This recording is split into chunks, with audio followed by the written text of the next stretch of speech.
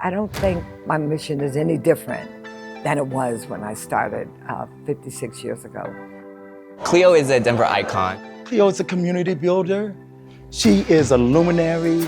She's a brilliant dance artist. She is a philanthropist. She's wild. She's insane. The fact that I can be present to see this kind of richness happen every day. You know, I always tell the dancers, you are so rich now. That doesn't pay your bills, but to know that we've had these experiences, and it feels like it was only yesterday, really, and yet it feels like a very long time ago. But the 70s in the country were a very special time, and so I related to the world, I think, in a different way because of the politics that were going on and the racism that took place and the civil rights that were trying to bring people together, and then women coming into their own voice.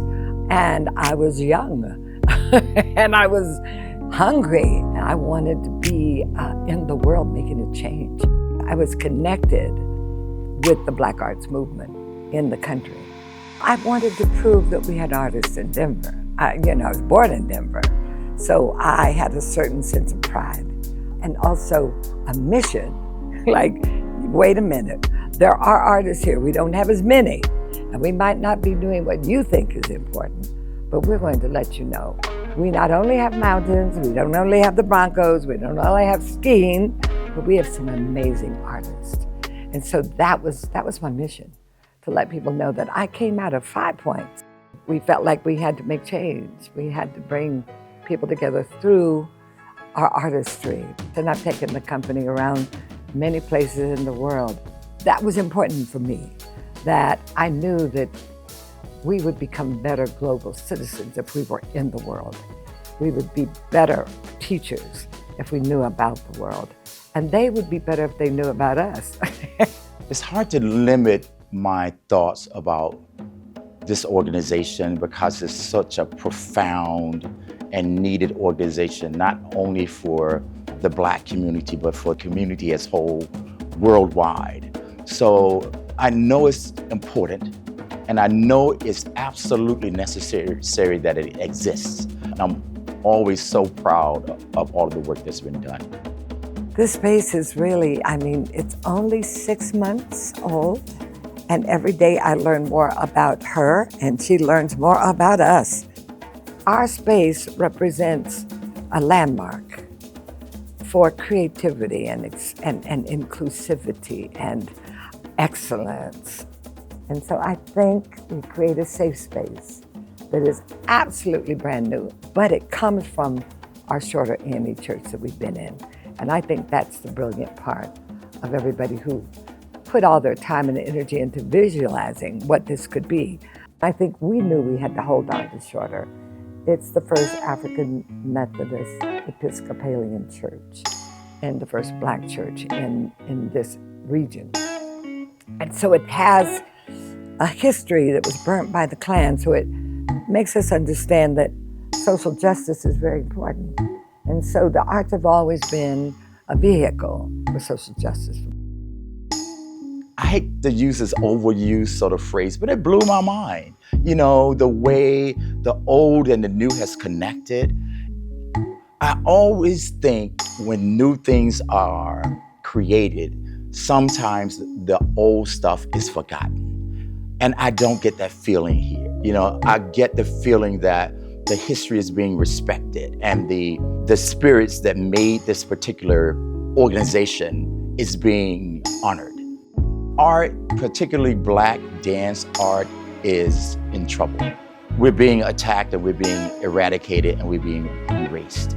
And for this organization to have the audacity to hold on to what we are, Cleo Parker Robinson Dance Ensemble is a bit of an anomaly in the world, you know, because she and the organization seem to have made a mission of holding on to that history and holding on to who we are. And we must preserve that. Not only does it manifest here, but it manifests everywhere. It sort of echoes out from here to other communities, to other cities, to other states, to other countries. So it's pretty potent. To me, Cleo Parker Robinson Dance is family. I grew up dancing here, so it feels very much like a homecoming to be in a company now, but also legacy. I think every single person that walks through the doors here brings a little part of themselves, and that adds to our legacy and to Cleo's legacy, and so I'm very excited to continue that. It's important to understand that arts as a general term is healing, and that dance can heal, music can heal, and so I think that's what this building is a representation of, is just healing. I think it's always been about healing. I see people transform all the time, every day. I think we have lots of things that we do that are damaging to one another. Everybody wants to belong. Everybody wants to be a part of the human experience. And if you've been in a family that has not been open or loving or caring, people come from different families and different traditions and different rituals. And we create one that's a larger village that is inclusive, that is loving, that is caring, that is respectful, and we live it every day. When I started this company, I started the school because I knew that we had to keep learning.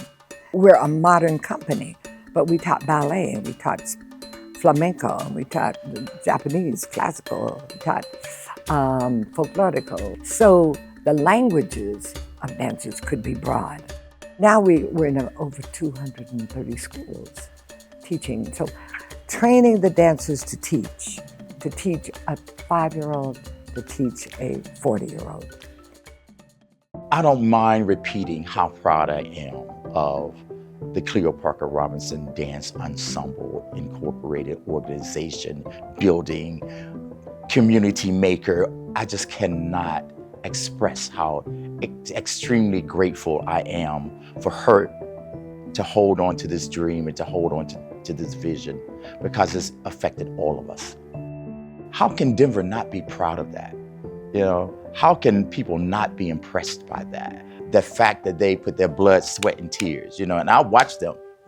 I've been here on the ground watching them work hard to provide pay for dancers, to provide health for dancers, to provide choreographers, everything that dancers need. Denver should be proud, and I have a feeling that they are. Beyond my dreams, really, beyond anything I could have dreamt could happen in this lifetime. And still kicking, I love that. Stay elevated by subscribing to the city's YouTube page for these stories and more. And stay tuned to our social media channels for more content. Don't miss our new episodes of Elevating Denver, premiering each month. Thanks for watching, Denver.